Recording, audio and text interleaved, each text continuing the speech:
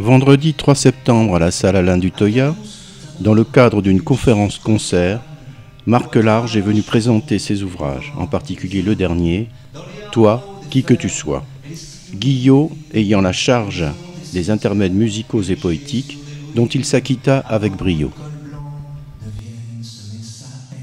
C'est avec grand plaisir que je vous accueille ce soir comme public. Alors, il n'y a pas la quantité, mais je ne doute pas qu'il y ait la qualité. On peut regretter qu'il n'y ait pas plus de monde ce soir. C'est toujours difficile de mobiliser.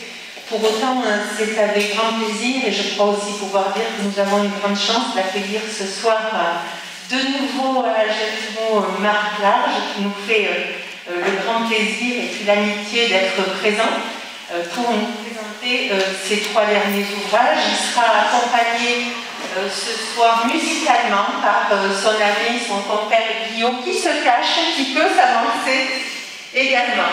Et on va commencer par ce qui est en lien avec les chansons de Guillaume, donc le dernier roman de Marc, Toi qui que tu sois. Le titre. Alors le titre qui surprend parfois est issu d'une citation d'André Chédid, donc la grand-mère de M, Mathieu Chédid, qui avait écrit un poème « Toi qui que tu sois, je te suis bien plus proche qu'étranger ». C'était la première phrase où elle développe cette pensée.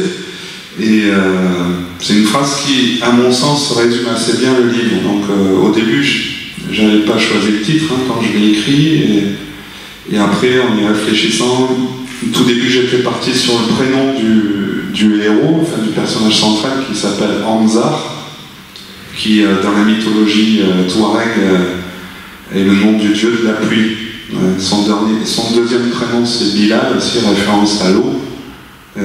Puisqu'il est un peu syncrétiste, c'est-à-dire le Touareg est plutôt animiste, avec un régime matriarcal, et malgré tout, lui, il a des influences musulmanes, forcément, et par son père aussi, il a la connaissance des chrétiens.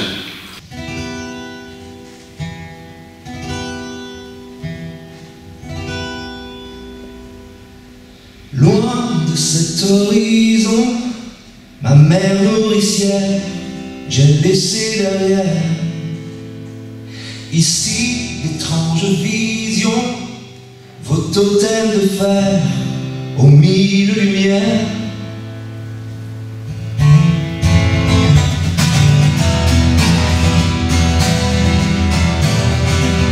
Trop loin de ma tribu, signaux de fumée non identifiés. Seul face à l'inconnu, vos visages fermés, j'en reste muet. Contre mauvaise fortune, bon cœur sous la même lune, de mes plaines au pavé. Laissez-moi entrer. Quelle est cette froideur, mes nuits sans tipi, je rêve d'un répit, d'une danse autour des fleurs, pieds nus sous la pluie, j'implore les esprits. Contre mauvaise fortune, sous la même lune, des montagnes au quartier. Laissez-moi entrer. Laissez-moi entrer. Laissez-moi entrer. Laissez-moi.